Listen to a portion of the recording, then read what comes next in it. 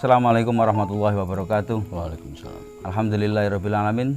Jumpa lagi dengan kami dalam acara Gus Gaul. Kali ini kita akan membahas tentang ikhlas. Bagaimana itu bisa caranya kita bisa ikhlas dalam melaksanakan atau mengerjakan apapun. Bersama kami sudah ada Gus As'ad dari Pondok Pesantren Al-Mujadadiyah Kota Madiun. Assalamualaikum Gus. Waalaikumsalam. Sehat ya? Alhamdulillah. Ya, doakan juga kita selalu sehat semuanya. Amin, amin. Semuanya sehat.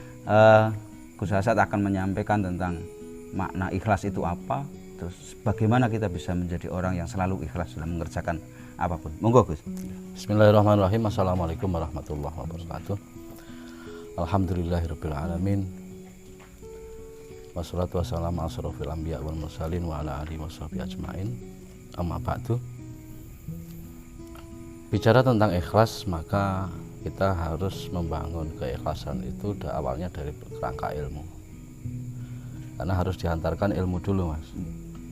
Karena dengan ilmu kita bangun kerangka akal kita, kemudian yang kedua nanti adalah rutinitas. Dari ilmu begini, kita menggunakan konsep Allah. Allah itu huruf daripada kalimat Allah itu saja sudah ajaib. Dari Allah kita hilangkan satu alif menjadi lillah. Lillah nanti kita hilangi lagi satu huruf di depan menjadi lahu. Milik Allah. Kita hilangi huruf satu lagi menjadi hu, hanya Allah. Itu intinya begini, semua yang bisa kita lakukan, semuanya bisa dilakukan oleh Allah sendiri tanpa ikut campur tangan kita. Yang intinya dari kerangka ilmu inilah kita berusaha membangun bagaimana untuk berbuat ikhlas. Karena semuanya milik Allah, berarti sebenarnya kita juga tidak ikut berbuat. Sebenarnya begini misalkan, orang Jawa itu punya filsafat nyambut gawe. Nyambut gawe itu dalam bahasa Indonesia artinya pinjam pekerjaan. Pinjam pekerjaan dari Allah, kita lakukan sehingga menghasilkan uang misalkan. Nah, kalau kita memberikan sesuatu yang sedikit itu diminta oleh Allah 2,5% misalkan. Ya begini, saya punya pekerjaan, saya tidak mau lakukan, saya kasihkan sampean. Itu Mas, ini nanti hasilnya 5 juta. Tolong yang 125.000 kasihkan. Bukan kasihkan saya, kasihkan orang aja. Bisa enggak? Enggak bisa. Oh, berarti pekerjaan ini saya kasihkan orang lain saja kan. Karena pada nantinya kita bicara tentang hidup itu begini. Kita tahu presiden juga ganti, bupati juga ganti, gubernur juga ganti. Mereka enggak selamanya juga. Kita hidup juga enggak selamanya. Semua yang bisa dilakukan oleh kita bisa dilakukan oleh orang lain sama persis baiknya atau mungkin lebih baik. Maka ketika kita melakukan sesuatu ini sebetulnya kita dikasih oleh Allah. Dan Allah tidak minta banyak. Juga bukan untuk Allah sendiri, tapi misalnya itu dari 5 juta mungkin Allah minta 125.000. Ini kan kecil tuh, Yeah. Nah, ini salah satu cara membangun keikhlasan dari kerangka ilmu. Yang kedua rutinitas. Kiai-kiai dulu itu kalau mengibarkan ikhlas itu nyuwun sewu seperti orang BAB. Yeah. BAB ngerti? Yeah. Orang BAB itu ikhlas apa? Ngerundel. Los. Karena dilakukan secara rutin. Oh, Sedikit sesuatu yang rutin gitu. Satu yang rutin. Kalau itu tidak bisa kita keluarkan malah kita itu gak ikhlas malah. Sakit jadi. Sakit. Di perut itu sakit. Nah, itu ibarat juga tuh yang kita miliki itu ya toh, sedikit kita keluarkan. Sebetulnya yang baik-baik itu yang kita simpan, yang kita butuhkan nutrisi di dalam tubuh. Inilah satu kerangka ikhlas itu bisa dibangun.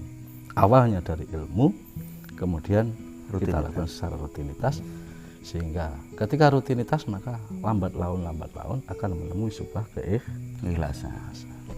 Kalau itu Gus, itu kan ukuran misalkan yang kita perbincangkan tadi, contoh dari hal yang duniawi. Ya. Bagaimana keikhlasan ketika kita juga melakukan amaliyah atau ibadah itu kita lakukan dengan cara yang ikhlas. Awalnya dibangun dari kita berusaha untuk memuji dulu.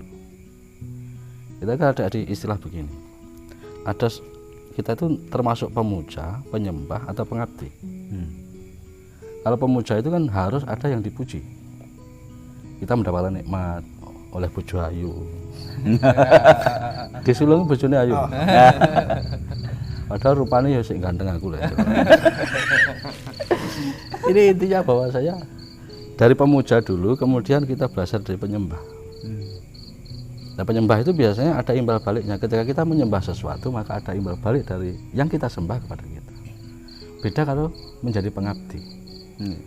Kalau pengabdi itu tidak mikir oleh imbal baliknya atau tidak.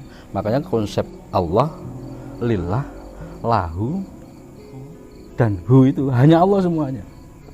Ini harus kita laksanakan dalam bidang apapun.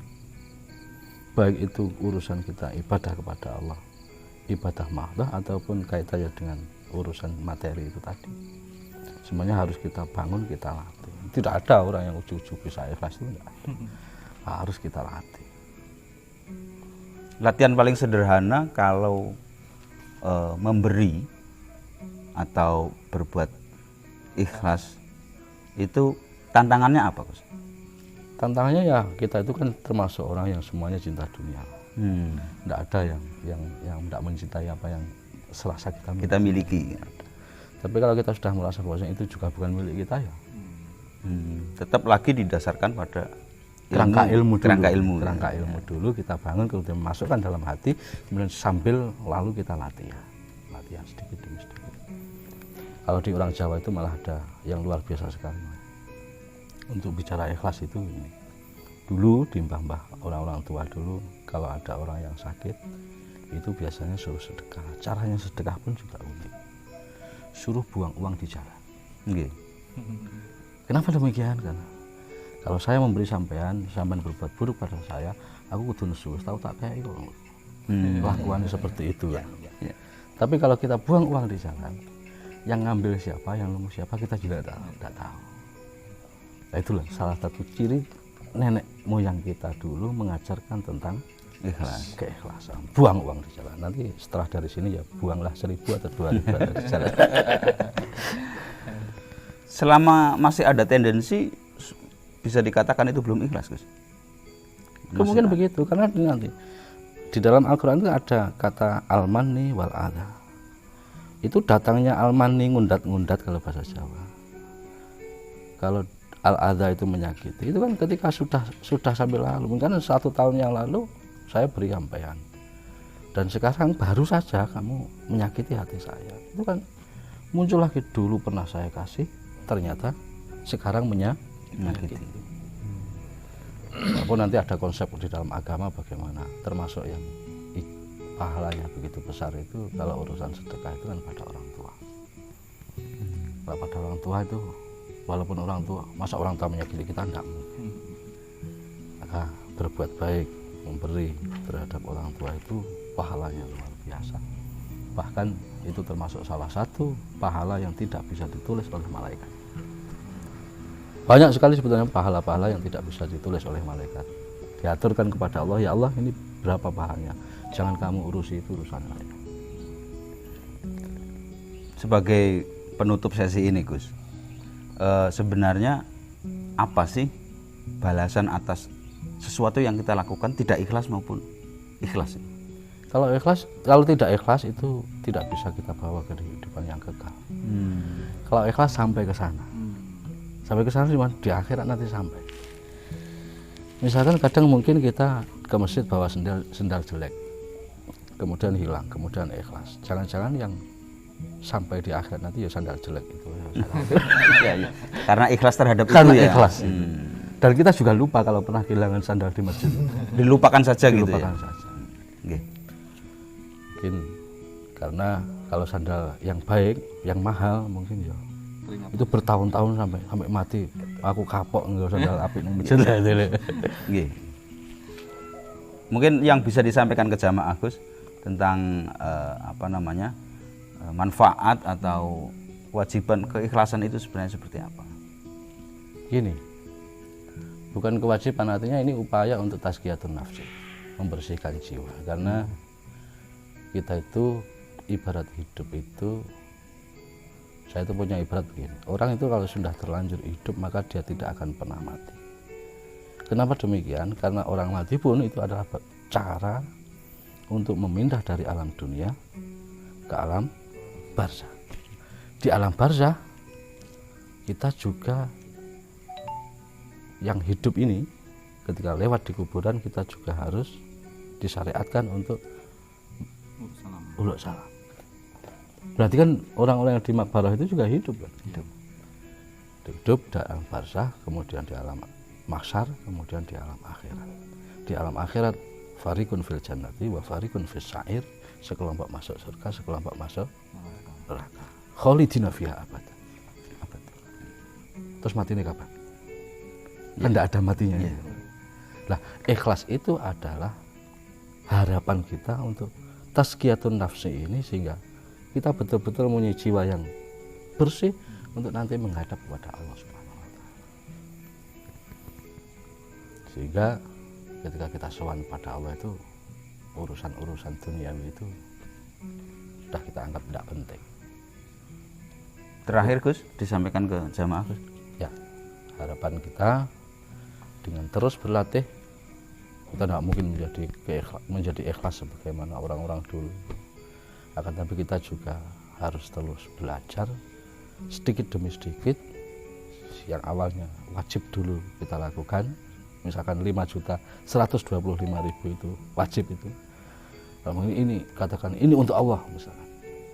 Kemudian buat tambahi separuh ini untuk Rasulullah misalkan. Berarti menjadi 250. Ini untuk bapak saya, untuk ibu saya misalkan, tambahi jadi 500 misalkan. Itu alangkah lebih baiknya. Karena kehidupan kita tidak hanya di sini, tapi kehidupan kita sampai di surga. Allahumma amin. Mungkin ini yang dapat saya sampaikan, kurang lebihnya mohon maaf. Assalamualaikum warahmatullahi wabarakatuh. Demikian bincang-bincang kita dengan Gus As'ad tentang keikhlasan atau makna dari ikhlas. Kita harus berlatih dan berlatih terus-menerus secara rutin kita lakukan. Semoga kita bisa jumpa lagi di sesi yang akan datang dalam acara Gus Gaul. Terima kasih, alhamdulillah. Wallahul muwaffiq. Assalamualaikum warahmatullahi wabarakatuh.